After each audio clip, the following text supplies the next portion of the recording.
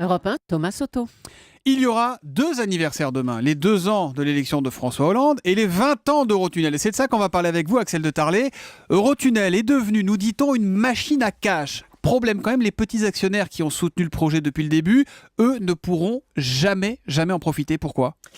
Alors, effectivement, Eurotunnel est maintenant rentable. Ça, c'est 100 millions de bénéfices et grâce à un trafic record, 20 millions de passagers. Et puis bientôt, je précise que le tunnel sera utilisé par les Allemands, puisqu'en 2016, la Deutsche Bahn va faire rouler ses propres TGV pour relier Londres à Francfort ou Cologne. Donc oui, le tunnel, vous l'avez dit, est devenu une machine à cash. Son patron, d'ailleurs, ne s'en cache pas. Il parle de marge supérieure à celle de LVMH, le roi du luxe. Pourquoi les petits actionnaires n'en profitent pas ? C'est pas juste. Alors, parce qu'ils ont été exproprié. Le tunnel, maintenant qu'il est rentable, n'appartient plus à ces petits porteurs de la première heure. Le tunnel appartient maintenant aux banques et en l'occurrence, il appartient à Goldman Sachs qui possède 15% du tunnel sous la Manche. Et c'est scandaleux pour ne pas dire autre chose, Axel. Comment ça se fait ? Eh bien, c'est toute l'histoire du scandale Eurotunnel. Donc, c'est un tunnel, je vous rappelle, long de 50 km, construit sous la Manche, exclusivement avec des fonds privés, car à l'époque, Margaret Thatcher ne voulait pas qu'on mette un sou d'argent public dans le projet.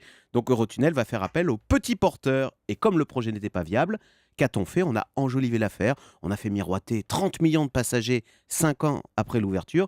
Alors que l'an dernier, 20 ans après, on vient à peine d'atteindre les 20 millions. Et puis surtout, on a minimisé le coût du chantier. On a dit, ça coûtera 4,5 milliards à la construction. Le tunnel va coûter à la construction 15 milliards, donc plus du triple. Le devis a fait des petits. Voilà, résultat, Eurotunnel s'est retrouvé avec une dette épouvantable, tellement épouvantable que personne ne pouvait la rembourser.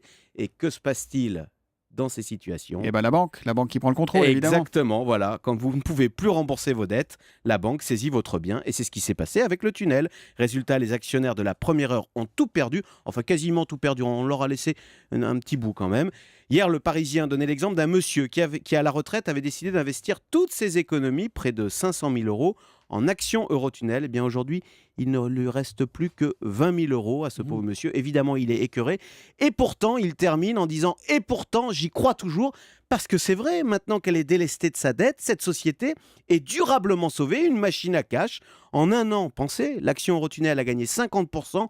En bourse, ce groupe Eurotunnel vaut maintenant 5 milliards d'euros. C'est quasiment le double d'Air France. Voilà, en 20 ans, un vrai succès pour Eurotunnel, mais quand même une zone d'ombre. Ce sont ces petits porteurs, ces petits actionnaires qui y ont cru et qui se sont fait berner dans l'affaire. Le Zoom Echo, Axel de Tarlet, tous les matins à 7h10 sur Europe 1. C'était le Zoom Echo